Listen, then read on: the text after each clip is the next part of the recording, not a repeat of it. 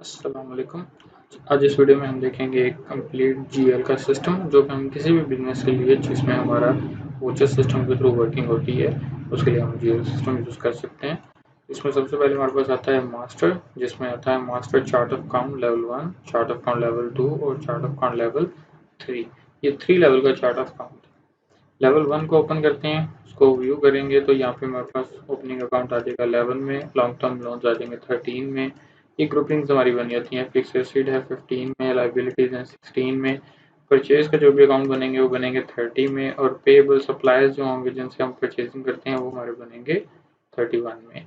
Receivables हमारे बनेंगे 35 में। इसी तरीके से हमारा कैश और बैंक के अकाउंट बनेंगे 45 में, सेल्स के अकाउंट बनेंगे 50 में, और एक्सपेंसेस यानी कि हमारे खर्चे जितने भी होंगे वो बनेंगे 55 के अंदर।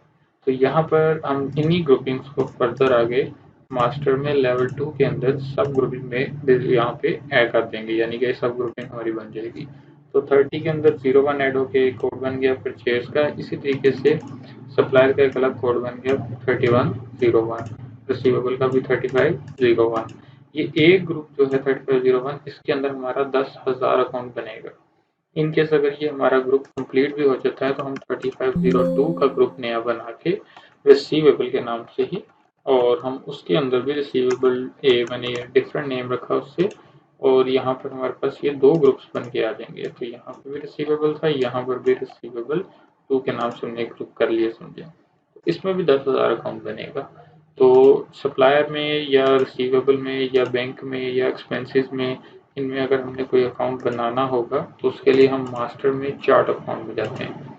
यहाँ पे हम ऐड करते हैं। सबसे पहले हम ग्रुप कोड देते हैं कि 31, हम अगर सप्लायर बना रहे हैं तो 31, अगर कस्टमर बना रहे हैं तो 35, और अगर कैश या बैंक बना रहे हैं तो 45, और अगर एक्सपेंस बना रहे हैं तो 55। ये वही ग्रुप्स है जो हम मास्टर के अंदर ग्रुप्स में देख के आए हैं। तो 3101 0001 से हम स्टार्ट करेंगे। तो इसमें जैसे वो दिखा रहे हैं कि एक ऑलरेडी हमारा सप्लायर बना हुआ है 001 पे। तो 3101 0002 पे हम यहाँ पे नया सप्लायर बना देंगे। जैसे उस्मान अली एक सप्लायर लिया, उसका एड्रेस यहाँ पे लिखेंगे, उसका फ़ोन नंबर वगैरह जो भी डिटेल देनी है वो आ जाएगा। इंटर करके जब हम यहाँ पर आएंगे तो ये कोडिंग होती है इनके बैलेंस शीट के लिए डिफ्रेंशिएट करते हैं। तो ये 31 कोड है, ये आ रहा है फर्स्ट ग्रुपिंग के अंदर 11 से 45 के दरमियान में। तो यहाँ से हम इसको सिलेक्ट करेंगे, या तो ये हमारा अकाउंट पेएबल है, या ये हमारा कैश एंड बैंक है, या फिर हमारा ये रिसीवेबल है। तो अभी हम ये बना रहे हैं पेएबल, तो ये आ जाएगा अकाउंट पेएबल में। इंटर करके अगर इसका ओपनिंग बैलेंस है लेने वाला है तो डेबिट में, देने वाला है तो क्रेडिट में। तो यहाँ पे मैंने एक बैलेंस वाला इसका ओपनिंग 60,000 क्रेडिट का और इसको सेव कर दिया। इसी तरीके से अगर कस्टमर की बात करते हैं तो 3501 0001 से कस्टमर बनना स्टार्ट होंगे।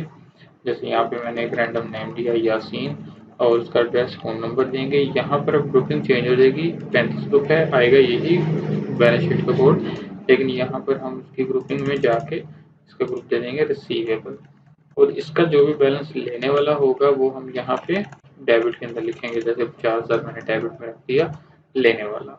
अगर बैंक एग्जाम्पल है तो 4501 0001 पे हमारी बनी होती है कैश बुक। जैसे यहाँ पे कैश बुक डेली बनी हुई है, उसके अलावा लाइट बैंक है, अल बकरा बैंक है, ये 5 अकाउंट बने हुए हैं। तो छठा नंबर जो हमारा कोड है वो खाली है, उस पे हम जो भी हमारा बैंक बनाना चाहेंगे, लाइट बैंक, एमसीबी बैंक, वो बैंक बनाएंगे। बैंक के टाइम पे जो हमारी बैलेंस शीट कोड ग्रुपिंग होगी, यहाँ पर हम दे देंगे कैश एंड बैंक, और नीचे जो थर्ड कोडिंग आती है इसमें कैश फ्लो हम बैंक के टाइम पे लाजमी लेंगे, तो यहाँ से हम कैश फ्लो सेलेक्ट करेंगे, और जो बैलेंस हमारा बैंक में पड़ा होगा वो ओपनिंग बैलेंस डेबिट में देके सेव कर देंगे। यहाँ पे 5 लाख हमारा ओपनिंग बैलेंस ऐड हो गया। ये जितने भी मैंने अकाउंट बनाए हैं इनको हम जर्नल फाइनेंशियल रिपोर्ट में जर्नल लेजर में जाके भी चेक कर सकते हैं। लेजर में आएंगे, इंटर करके नेम देंगे, जैसे उस्मान अली लिखा, इंटर किया, ये उस्मान का लेजर ओपन हो गया कि हमने इसका 60,000 देना है, क्रेडिट बैलेंस है।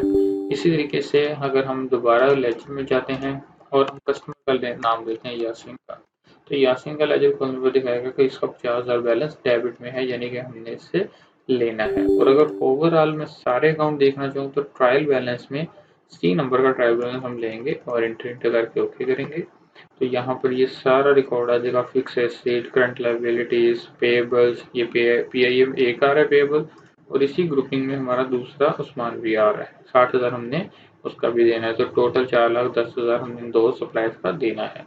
रिसीवेबल में एक कस्टमर है यासीन, जिससे हमने 50,000 लेना है।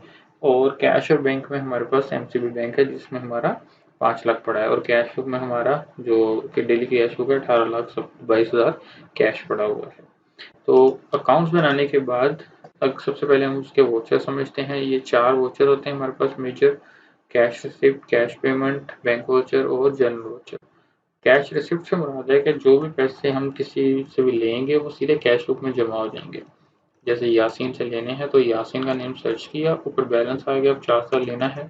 यासीन ने हमें कैश दिया 20,000, तो हमने यहाँ पे 20,000 लेके सेव कर दिया। ये ऑटोमेटिकली एक तो लेजर में से यासीन के बैलेंस कम हो जाएगा। 50 में से हमने 20 ले लिया, उसका रिमेनिंग रह गया 30। और इसके बाद अगर हम इसको दूसरी साइड पे देखेंगे तो फाइनेंशियल रिपोर्ट में ये होती है कैश बुक। कैश बुक खोलेंगे, इंटर इंटर इंटर करके जब ओके करेंगे तो ये हमें दिखाएगा कि हमारे पास ये तकरीबन 17,36,000 बैलेंस पड़ा हुआ था कैश बुक में। उसमें 20,000 ऐड हो गया है, तो इसका मतलब 17,56,000 बैलेंस हमारे पास यहाँ पे आ गया है। तो इसी तरीके से अगर हम पेमेंट करते हैं तो इंटर इंटर इंटर करके हम यहाँ पे सप्लायर का नेम बताएंगे। जैसे मैंने उस्मान नेम दिया, उस्मान को हमने 60,000 देना था, हमने इसको 10,000 पे कर दिया एज अ कैश। तो मैंने कैश पेड किया, सेव कर दिया। तो अब जब मैं दोबारा लेजर देखूंगा उस्मान का, तो यहाँ पे उस्मान का हमने नाम दिया, तो उसने दिखाया कि 60,000 देना था, हमने 10,000 दे दिया है। इसका मतलब हमारा 50,000 उसका रिमेनिंग रह गया है देने वाला। और जो बैलेंस हमने इसको दिया है वो हमारी कैश बुक में से आउट हो जाएगा। तो यहाँ पे आउट होने पे हमारे पास 17,56,000 में से 10,000 माइनस हो गया, उस्मान को पेमेंट हो गई। 17,46,000 हमारा कैश रह गया है बकाया। तो ये थे कैश रिसिप्ट और कैश पेमेंट, जो कि डायरेक्टली कैश बुक के साथ लिंक थे। तीसरा वोचर होता है बैंक वोचर। तो बैंक वोचर में हम ये करते हैं कि जब हम पेमेंट किसी को भी देते हैं तो उस सप्लायर का नाम यहाँ पे देंगे डेबिट के अंदर। जिस भी अकाउंट को पेमेंट जानी है वो डेबिट होगा, और जहाँ से जा रही है वो अकाउंट क्रेडिट हो जाएगा। तो मैं यहाँ पे बैंक का नेम दे दूंगा एमसीबी। उस्मान को हमने 10,000 बैंक से ऑनलाइन करवा दिया, तो यहाँ पे ऑनलाइन टू उस्मान ये रेफरेंस लेके आगे हम ये भी मेंशन कर सकते हैं कि स्लिप नंबर कौन सी थी, उस पर हमने कितने बैलेंस को उनको भिजवाया था।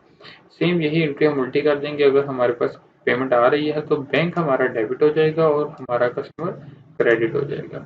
इस वोचर के अंदर हमारा जो बैंक है और पार्टी है, सिर्फ उन्हीं के बैलेंस में डिफरेंस आएगा।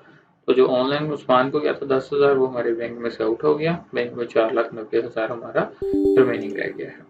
इस तरीके से हमारे पास ये जनरल वोचर भी है, ये भी एक पार्टी को डेबिट करेगा, दूसरे को क्रेडिट करेगा। अब अगर हम इसको किसी बिजनेस के तौर पे लेके चलें तो बिजनेस के तौर पे हम एंट्री इस तरीके से डालते हैं। यहाँ पे लॉन्ग जनरल वोचर हमारे पास बने होते हैं, यहाँ से भी हम एंट्री डाल सकते हैं, और सेल परचेज की भी एंट्री यहाँ से इकट्ठा भी एक वोचर डाल सकते हैं। इस वोचर्स का मकसद ये होता है कि हम एक पार्टी से खरीदेंगे और दूसरी पार्टी को हम चीज़ सेल करते हैं, जो भी हमारी वो वोचर की एंट्री होती है।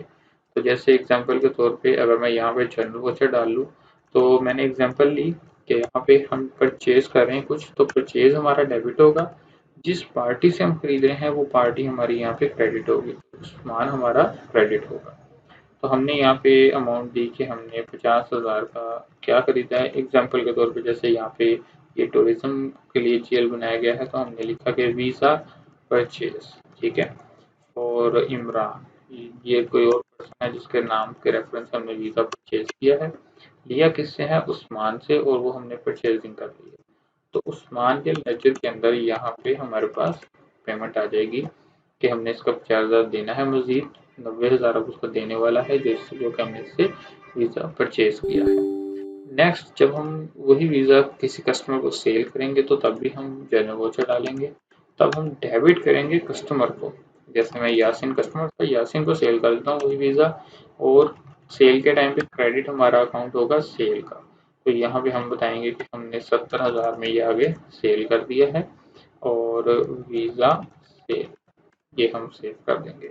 तो ये जो एंट्री डाली गई थी ये हमारी पार्टी के नाम पे, यानी कि यासीन के नाम पे पैसे डेबिट होके खड़े हो गए। हमने 70,000 उससे लेना है, 30 पहले था लेने वाला, तो टोटल अब 1,00,000 हमने इससे लेना है।